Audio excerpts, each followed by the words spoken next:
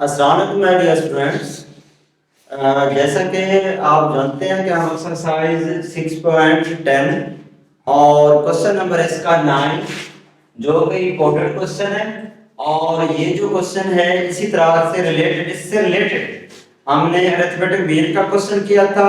इस तरह फिर हमने ज्योमेट्रिक मीन का क्वेश्चन किया है। अब हम क्या कर रहे हैं, हार्मोनिक मीन का क्वेश्चन कर रहे हैं। इसी तरह हम हार्मोनिक मीन का क्वेश्चन कर रहे हैं, जो कि तीनों क्वेश्चन इंपॉर्टेंट हैं, अक्सर एग्जाम में आते रहते हैं, तो बोर्ड में एग्जाम में आते हैं बार बार। तो ये तीनों अरिथमेटिक मीन वाले की भी आपने प्रैक्टिस करनी है, ज्योमेट्रिक मीन वाले की भी आपने प्रैक्टिस करनी है, और हार्मोनिक मीन वाले क्वेश्चन की भी आपने प्रैक्टिस करनी है। अब देखेंगे स्टूडेंट्स, अब यहाँ पे जो उसने लिखा है, जैसा कि हम पीछे पढ़े हैं, तो यहाँ पे जो उसने लिखा है, किसका लिखा है, हार्मोनिक मीन का। तो इसका मतलब है अब हम इसके टर्म को हार्मोनिक मीन के साथ क्या करेंगे, कंपेयर करेंगे, हार्मोनिक मीन फार्मूले के साथ इसको कंपेयर करेंगे। अब देखिए डियर स्टूडेंट्स, हमारे पास क्या है, गिवन दैट हमारे पास क्या है, ए की पावर n+1 b की power n+1 divided by a की n b की n इज इक्वल टू। अब जो हार्मोनिक मीन का फार्मूला होता है वो हमारे पास है 2ab और डिवाइडेड बाय a+b। ये हमारे पास हार्मोनिक मीन का फार्मूला है। जैसा कि आप इसी तरह हमने अरिथमेटिक मीन के साथ किया था, फिर ज्योमेट्रिक मीन के साथ किया था, अब इसी तरह हम हार्मोनिक मीन के साथ सॉल्व कर रहे हैं। अब हार्मोनिक मीन के साथ इसको सॉल्व कर रहे हैं। अब देखिए स्टूडेंट्स, अब हम क्या करते हैं, इनको मल्टीप्लाई करते हैं, क्रॉस मल्टीप्लाई, जो कि हमारे पास जो है ये टर्म जो है क्रॉस मल्टीप्लाई होगी, इसके साथ मल्टीप्लाई होगी, और ये टर्म इसके साथ मल्टीप्लाई होगी। जब इसको मल्टीप्लाई करेंगे तो हमारे पास क्या आ जाएगा,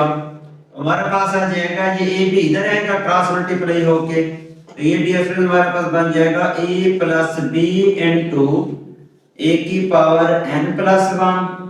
और b की power n+1 is equal to, तो ये टर्म इधर क्रॉस मल्टीप्लाई होगी तो हमारे पास आ जाएगी 2ab इंटू ए की पावर n प्लस b की पावर n, ये हमारे पास आ जाएगा। ठीक है, हमने क्या किया, क्रॉस मल्टीप्लाई किया, इस टर्म को हमने इससे मल्टीप्लाई किया a प्लस बी, और साथ ये टर्म आ गई a प्लस बी ए की पावर n+1 b की पावर n+1, और ये टर्म इससे मल्टीप्लाई है 2ab, और साथ ये आ गया a की पावर n प्लस b की पावर n के। ओके, यहां तक पहुंचने के बाद अब इसको हम क्रॉस मल्टीप्लाई करते हैं, ये a जो है इन दोनों से मल्टीप्लाई होगा, फिर ये b इन दोनों से मल्टीप्लाई होगा, इस तरह 2ab इन दोनों से मल्टीप्लाई होगा। अब देखिए स्टूडेंट्स, मैं इसको लिख रहा हूं a प्लस b और a इंटू a की पावर n+1 b की पावर n+1 फिर प्लस, फिर ये b इससे मल्टीप्लाई होगा, इसलिए लिखेंगे b इंटू a की पावर n+1 b की power n+1 is equal to, तो इधर हम लिखेंगे इसको 2ab। अब 2ab को मल्टीप्लाई करते हैं, 2ab जो है इस a से मल्टीप्लाई होगा, a की पावर से मैंने 1 है, ये बेस और ये बेस सेम है, जब आपस में मल्टीप्लाई होंगी तो पावर ऐड होगी, जब इनकी पावर ऐड करेंगे 2a की पावर n+1 और b के प्लस, फिर ये 2ab जब b से मल्टीप्लाई होगा, a डिफरेंट टर्म में वैसे रह जाएगी, b जब b से मल्टीप्लाई होगा b की पावर n+1 हो जाएगा, क्योंकि इसकी पावर b की 1 है और ये b की पावर n है, तो ये डिफरेंस हमारे पास आ जाएगा 2a और b की पावर n+1, ये हमारे पास आ जाएगा। अब इसको मल्टीप्लाई करते हैं, अब जब इस a को इस a से मल्टीप्लाई करेंगे, इसमें a की पावर 1 है, जब ये a इस a की पावर n+1 से मल्टीप्लाई होगा तो हमारे पास आ जाएगा a की पावर n+2, यानी 1 और 1 2 के, a की पावर n+2, फिर जब ये a इस b से मल्टीप्लाई होगा a b की पावर n प्लस 1, आगे फिर हमारे पास आ जाएगा प्लस ये वाला प्लस। अब b को इस a से मल्टीप्लाई करेंगे, दोनों डिफरेंट टर्म है, तो ये वैसे आ जाएंगी a की पावर n प्लस 1 और b के।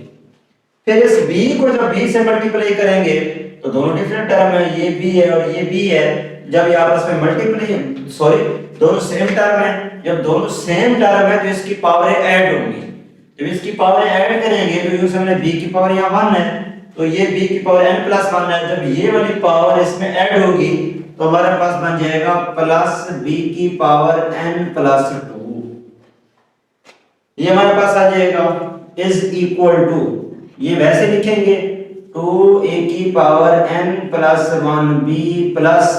तो ये भी वैसे आ जाएगा 2ab की power n plus 1। Okay friends, clear हो गई बात कि हमने इसको इससे मल्टीप्लाई कर दिया और फिर ये हमारे पास टर्म आ गई।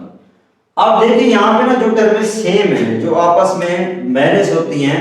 अब जैसा कि ये जो 2a की पावर n प्लस 1b ठहरी हुई है, तो इसके साथ ये टर्म ठहरी हुई है ये वाली, ये टर्म हमारे पास, ये 2a की पावर n प्लस 1b है, ये प्लस a की पावर n प्लस 1b है। जब इसको उस साइड पे ले जाएंगे ये माइनस हो जाएगी, तो इस 2 में से ये 1 चली जाएगी तो बाकी बचेगी a की पावर n प्लस 1b के। और ऐसे ही फिर ये वाली टर्म जो है, ये जो ठहरी हुई है, इसके साथ वाले टर्म आपके पास ये ठहरी हुई है,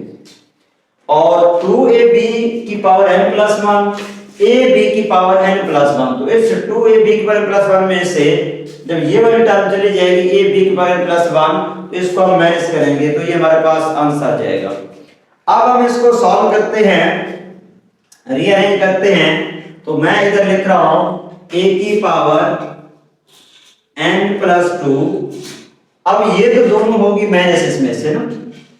ये टर्म चली गई, ये वाली टर्म चली गई, तो हमारे पास a की पावर n प्लस 2 यहां से बचेगी प्लस b की power n plus 2 is equal to,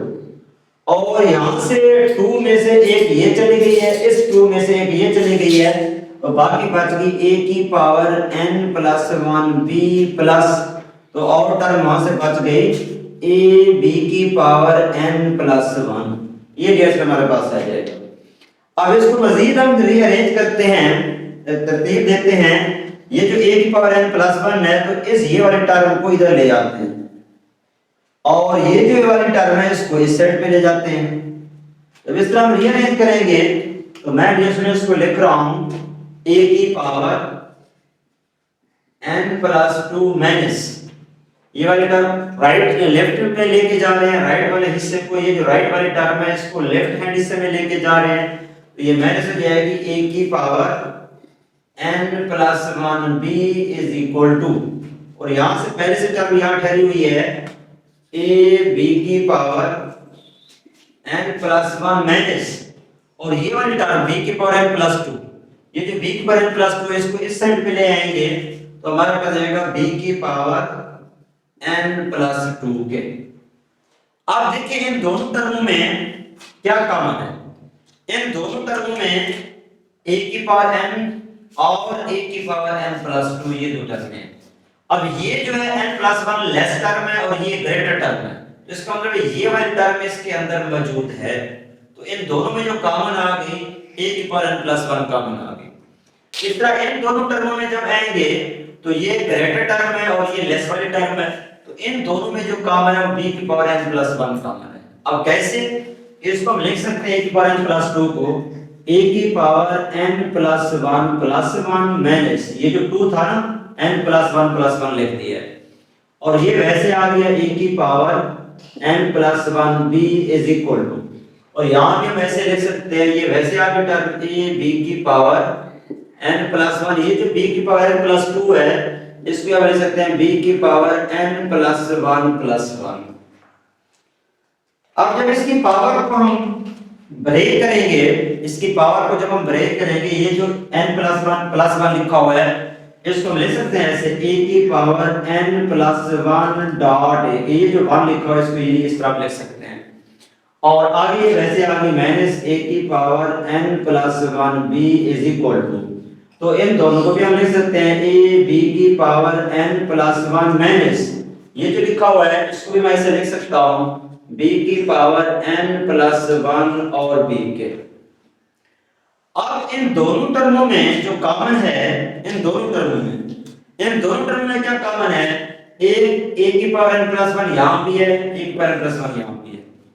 b की पावर n प्लस 1 यहां भी है, b की पावर n प्लस 1 यहां भी है। कॉमन लेते हैं, जब हम कॉमन लेंगे तो हमारे पास क्या आ गया, a की पावर n प्लस 1 कॉमन है तो यहां से बचा a और ये बाहर चलेगी टर्म, यहां से बच गया b। हमने a प्लस 1 ये वाली टर्म बाहर निकाली तो यहां a बच गया, दरमियान में माइनस, तो यहां से a की पावर n प्लस 1 हमने बाहर कॉमन लेगी तो यहां b बच गया। ऐसे ही जो इधर है b की पावर n प्लस 1 यहां से कॉमन लेते हैं, b की पावर n प्लस 1 हमने कॉमन ले लिया, a बचा इस हिस्से में तो यहां से a आ गया, दरमियान में माइनस, तो ये b की पावर n प्लस 1 बाहर कॉमन निकल गया तो क्या बच गया b, तो यहां पे क्या आ गया, ये b आ गया, ये आपके पास आ जाएगा। अब a माइनस b से कैंसिल हो जाएगा, तो हमारे पास टर्म आ गई a की power n plus 1 is equal to b की पावर n प्लस, ये आपके पास आ जाएगा। आप a की पावर n प्लस या a की पावर n प्लस 1 पे डिवाइड कर देंगे आप बोथ साइड, या b की पावर n प्लस 1 पे डिवाइड कर देंगे आप बोथ साइड, क्योंकि हमें n की वैल्यू रिक्वायर्ड है ना, इस पे किसी एक पे डिवाइड करना पड़ेगा, तो हम b पे डिवाइड कर देते हैं a की पावर n प्लस 1 और b की power n plus 1 is equal to b की पावर n प्लस 1 और b की पावर n प्लस 1, ये हमारे पास आ जाएगा। अब b की पावर n प्लस 1 b की पावर प्लस 1 से कैंसिल हो जाएगा, तो इसको हम लिख सकते हैं होल पावर में a और b इस होल की power n plus 1 is equal to 1, तो ये हमारे पास आ जाएगा। अब ये जो 1 है बेस सेम करने के लिए 1 को लिख सकते हैं a और b, तो इसको हम लिख देंगे जो पावर को सेम करने के लिए, तो हम इसको ऐसे लिख सकते हैं, ये जो a और b है तो मैं इसको लिख रहा हूं a और b इसकी power n plus 1 is equal to a और b इसकी पावर 0, ये हमारे पास आ जाएगा। अब a और b से कैंसिल हो जाएगा, तो हमारे पास आ गया n प्लस 1 इक्वल टू 0 के प्लस का 1 है इधर ले जाओगे n is equal to minus 1, तो ये डियर स्टूडेंट हमारे पास क्या आ जाएगा, आंसर आ जाएगा। तो ये था हार्मोनिक मीन का क्वेश्चन कि अगर हार्मोनिक मीन में हमारे पास क्वेश्चन होगा तो उसको किस तरह और हम कैसे सॉल्व करेंगे, जैसे कि हमने अरिथमेटिक मीन के साथ किया था, फिर इस तरह का क्वेश्चन हमने जनरेटर मीन के साथ किया है, फिर इस तरह का क्वेश्चन हम हार्मोनिक मीन के साथ हमने किया है। तो ये डियर स्टूडेंट तीनों के तीनों क्वेश्चन जो थे बहुत इंपॉर्टेंट थे और तीनों टॉपिक से ये रिलेटेड थे, तो इसको डियर स्टूडेंट आपने करना है। मजीद भी अगर आपको कहीं किसी जगह किसी पॉइंट पे समझ नहीं आती तो आप मुझसे कमेंट सेक्शन में कमेंट करके मुझसे डिस्कस कर सकते हैं। ओके डियर स्टूडेंट्स, अल्लाह हाफिज।